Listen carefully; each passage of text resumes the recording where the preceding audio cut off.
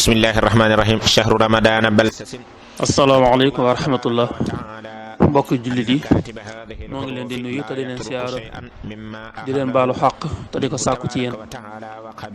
ñu fas yéene ànd ak yéen ci diiru weeru koor bi yépp ci naafila yi ci guddi gu nekk di ko sukkandikoo nag ci téere Sëriñ Suhaybu Mbàkke bu tudd Qurratul Ayn di ñaan suñu borom mu defal ñu tawfiq ak ndimbal ban mën koy yeggale nekk nga xam ne noonu lañ ko tàmbalee njëkk loolu nag ñuy sàkku ci yéen ñëpp képp koo xam ne abonné goo ci seen bii di seen YouTube Aynul Hayaat nga daal di gaaw daal di ci abonné ndax naafila gudduwal nga mën cee jot ci waxtu ak mbooleem waxtaan yu am njariñ yi ñu fi def ci bëccëgu weeru koor bi yépp ngeen mën cee jot kon naafila guddi gu njëkk gi nag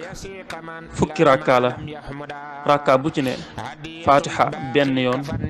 inna anzalnaahu ñaari yoon kaafiruuna ñaari yoon lixlaasu ñaari yoon sëriñ bi nee na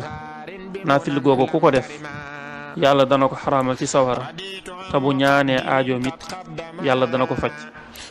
jërë ngeen jëf بشر القدماء مد لي الواسع ما لم يسبقا له من المنى وتيبي عبقا ضيافتي إلى الجنان صافية ولذوي الهدى حروفي شافية